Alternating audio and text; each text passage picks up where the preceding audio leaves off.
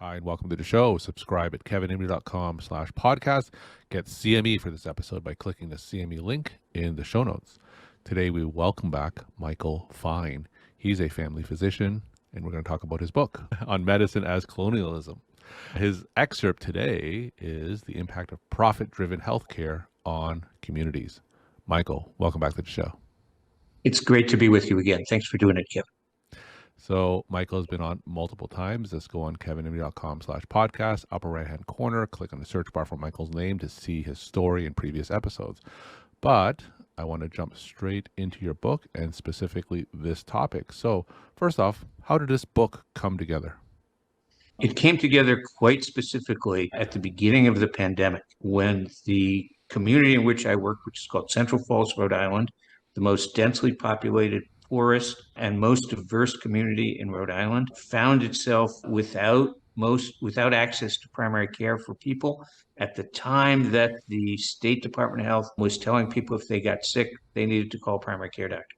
Mm-hmm. So a bunch of us got together quickly as volunteers and put together a call center called Beat COVID-19. It was fantastic. It worked in 4 languages. It dealt well with people who were undocumented. Many people in Central Falls were. It was there when Central Falls became the most COVID-infected place in the state, the nation, and for a period, the world. And it helped get people the things they needed, from triage to deciding whether to go to the ER or not, to ways of making sure that, or helping people understand how to do isolation, to disinfectants, to food, to cash for people who were undocumented. We really got people well taken care of. And it ran like that for a couple of months. We said, gee whiz, this is great. We ought to keep it. So we called up the state and said, can you send us the $800,000 we think it'll cost us to run this for a year? And the state said, we're not sure. Mm-hmm. And so they started we had months of then discussions with the state back and forth. And all of a sudden, as soon as these discussions started, all these people who we'd never seen before started showing up on the Zooms. Wow. They were all consultants, very nice young people from Iowa and Minnesota. And so the state would end up paying consultants more than $12 million a year in the first couple of months. And they couldn't send anything they ended up sending almost nothing to the cities of Central Falls and Pawtucket. And all of a sudden, the light went off in my brain. That something weird is happening. Mm. And what was happening was people who had something to sell, i.e. these consultants, saw this as an opportunity to make money. And they were making money using the excuse of the people who were sick in Central Falls. And the light went off in my brain that said, gee whiz, if it's happening here, could it be happening in other ways? And then I started a deep dive and began interrogating what I knew about health policy to see if it was true. And what do you know? It turns out to be true in every other domain of healthcare. So talk to us specifically about the impact of profit-driven healthcare, specifically on communities, which is what this excerpt is about. I know that profit is the motive in many, many areas of healthcare. As it relates to your community and primary care, how does it affect it? Well, in the following way. There are, for each person in the United States right now, somebody is spending an average of $13,000 per person per year on healthcare. And that money, if it was spent locally, would buy us amazing primary care, even if we had a bigger portion of it. Remember, primary care consumes only about 5% of the healthcare dollar. Mm-hmm. So something like $500 to $600 a year is currently being spent on healthcare. If for the city of Central Falls, we had an appropriate, most of us think about 15% of the total healthcare spend should be spent on primary care. If we had 15% of that $13,000 per person per year, we'd have $30 to $40 million to spend on primary care, and would be able to have employed physicians who made plenty of money and had patient panels of 500. Instead of having one community health center that is stressed beyond belief with not enough people who are doing everything they can, with panels of, 1,000 to 2,000 people or more, and that's the effect when you go and look at what's happened in insurance companies. Insurance companies always get 15% off the top, remembering that primary care gets 5%. So that 15% the insurance company gets is money that's not being spent on primary care in Central Falls. If you look at pharma basically now takes 20% of the healthcare dollar. That's money that we don't have to spend on primary care. Same thing's true of hospitals. One after the other. Basically, these processes are ways of focusing on that $13,000 per person per year and getting it from the government, because half of our total healthcare spend is government funds, Mm-hmm. getting that money from the government into the pockets of people who are using it for profit, instead of investing in primary care, instead of investing in safe and healthy housing, instead of investing in better education, instead of investing in community centers and public transportation, which are the things that matter for better health outcomes. How do we get to this point? How did we get here? Yeah. Oh, I think we boiled the frog. This happened gradually over years.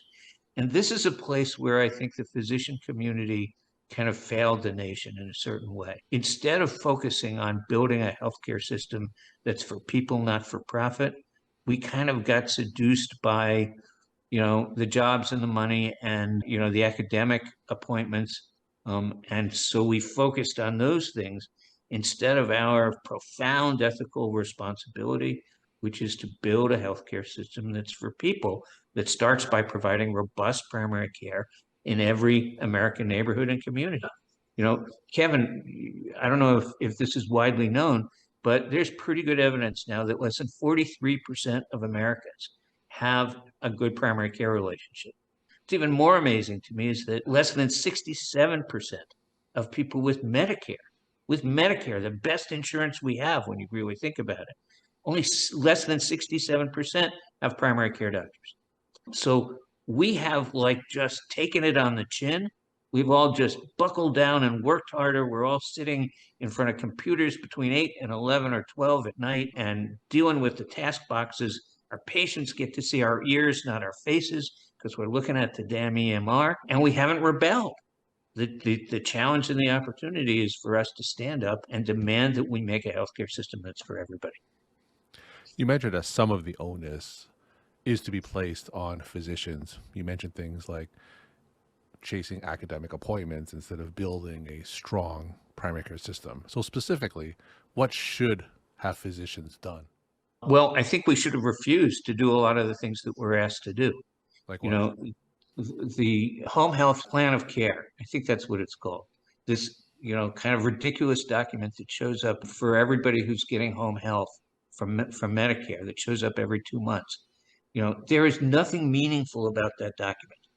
If we had all as a group said, we ain't doing it. If when they came up with the EMRs that really exist mostly for billing, not for patient care, we should have said, I'm working on paper, because this is crazy.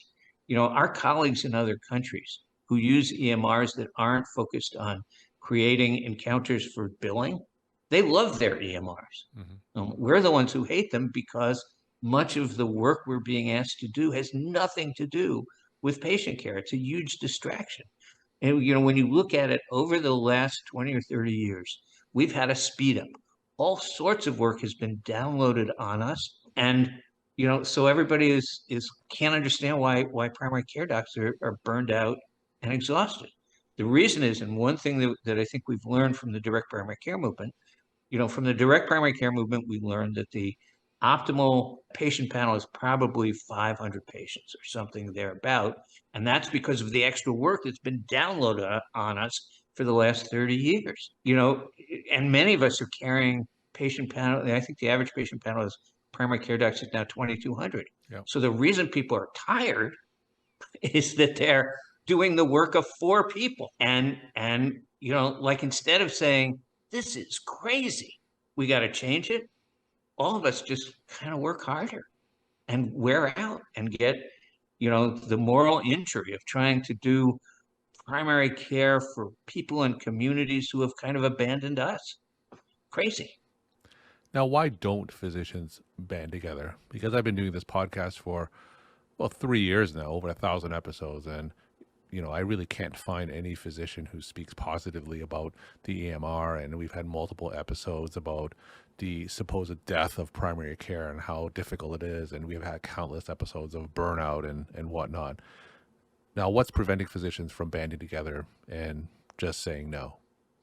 Well, I don't think there's anything really preventing us. Remember, we are selected to be individualists. We're not selected for our ability to kind of hang out together and do things together. That's organic chemistry was there to weed out the people who did that. I think one challenge is who we have been trained to be, which is people who are responsible for everything and accept this notion of endless responsibility without any leverage or power. The other thing that's been challenging is I don't think there's anybody who's organized physicians to do this work, to do this, sort of pushback, to do, how to resist and where to resist. There's a learning curve associated with that I'm hoping that some of us will figure out. I'm working with a couple of colleagues to try to figure that out now and build the kind of organization that we need to sort of stand up together. The nation is desperate for us to do that. It is desperate for that leadership, and we just haven't delivered on it yet. I think we talked offline before that you mentioned there were a shortage of about 200,000 primary care clinicians in this country. Is the solution as simple as money? Is if we simply diverted some of that money that goes to for-profit entities towards primary care, is that going to solve the problem? Well, not money by itself, but money plus the development of infrastructure. We basically right now need a Marshall Plan for primary care. There are medical schools in the Caribbean that are training classes of 1,000. Our classes of 100 or 150. That's a legacy approach to medical school training. We got to quadruple or more the number of people we're training. We've got to make sure that every state has a scholarship program so that people who go and do primary care are going to go for free in exchange for an obligation to serve in that state. There are a number of things that we can and need to do. We got to get to CMS and get the craziness of how GME is funded changed so that there's a reason. I mean, there's basically a requirement that 60% of people who are in residencies are primary care docs. These are things that matter. And they matter not just because I'm a primary care doc and I like primary care docs. They matter because remember, primary care is the only medical specialty that's ever been shown to be associated with improvements in health outcomes and reduction in cost. So the failure to train enough primary care clinicians every single year costs the nation billions and probably close to $1 trillion a year. The money is all there. It's not like we're not spending the money, we're just spending it wrong. And even worse, the whole process is kind of under the purview of the government. So every health professional is regulated. Half of the spending is Medicare and Medicaid. CMS regulates all graduate medical education. It's not like the government is not involved appropriately. It's like the government is involved but doing the wrong thing. The challenge is to get the government to do the right thing because we stand up together and tell them what it is that we need. So how do we do that? How can we course correct? Because we've been talking about how to fix primary care for what seems like decades now, and you listed off many solutions that can change the course. What can we do differently to get the government's attention? Well, I think we need to start talking to each other, developing some simple talking points. And then I think we need to start talking to our patients in our exam rooms. If you think about it, we take care of something like 130 million people. That gives us a phenomenal opportunity to tell people what the nation needs, not what we need. This can't be about, a better salary for me. This has got to be about training more people and making sure that everybody's got access in their own neighborhood and community. Now, what about our current lobbying bodies, our primary care, whether it's the ACP or the AAFP? How do you assess the job they're doing? They basically haven't shown up yet. They are great at sort of lobbying for pocketbook issues, but that's not what the nation needs. We need people who will speak for what the nation needs, not what we need first as sort of health professional. We have an obligation to unself-interested advocacy, and we need to start advocating for our patients and communities and helping people understand the noxious effect of how the market has disrupted or prevented the existence of a healthcare system that takes care of all of us, gets us the best health outcomes, and is affordable. At the end of the day, if you compare us to other countries that perform well in terms of health outcomes, health care in the United States ought to cost half of what it costs now. And we ought to have money left over to use for education and housing and those public services that are critical to how communities function, and how democracy works. Because some of this stuff, the diversion of money into the pockets of people who are profiting, means that democracy gets torpedoed. Most people don't know that the folks who do lobbying now spend $718 million a year on lobbying, which is a tiny fraction of their actual take. It's like 0.01% of their profits. It's nothing. It's budget dust. And yet that $718 million is enough to convince Congress and state legislators to do what the sellers of profitable services want instead of what their communities want and need. Democracy is getting beaten up in this. And part of that is because we haven't said clearly enough and repeatedly enough, we got to do it different. So what we're seeing now, and I'm sure that you're aware, is that it's very difficult to recruit primary care physicians in many, many areas. And those because there aren't any. There aren't any, but they're being filled by non-physician practitioners like nurse practitioners and physician assistants. And it's certainly not out of the realm of possibility where physicians are going to gravitate and fill a lot of the specialty roles, whereas advanced practice practitioners are going to fill the primary care roles. That's the trend that I'm seeing. What do you think about that? In fact, 50% of primary care is now provided by nurse practitioners. 50%. So has the horse already left the barn? Is it too late for physicians to get that primary care space back? Should they just concede it and focus on specialties? I don't think so. I mean, I think that we bring unique and valuable training. I don't want to disrespect the training of our PA and nurse practitioners colleagues, but I think we end up consulting less. We end up being pretty good at listening. I'm pretty good at being with people. Those are important things that we bring to the table. Obviously this is a partnership, not a competition, but I think physician training is particularly valuable in the primary care space. And we are serving the public when we fight to make sure that there are enough physicians, but also PAs and nurse practitioners, enough investment in primary care so that they're, even with, think about it, even with 50% of the primary care workforce being nurse practitioners, we're still only providing primary care to 43% of the country. That means 57% are not getting primary care, which means there's inadequate prevention, which means that the 50,000 lives that we lose a year to colon cancer, we could probably cut in half or more. And the many lives we lose to heart disease, we could really shrink. I mean, think of what happened in COVID-19, where many people didn't believe in the vaccine because who was telling them to go get the vaccine? Somebody who was going to profit from it. We all got left out of that process. CVS, got asked to do vaccinations. Basically, we didn't. And yet the relationships we have with patients are the relationships that if the thing had been set up differently, patients would have come to you or to me and said, gee whiz, what do you think about this vaccine? And we would have made the argument. And I think the number of people who got vaccinated early would have climbed considerably. When you look at the numbers, we lost 900,000 Americans we didn't need to lose because we screwed this thing up. And we part of the way we screwed it up was we didn't have enough primary care docs. Look at what's happened with life expectancy in the United States over the last 10 years.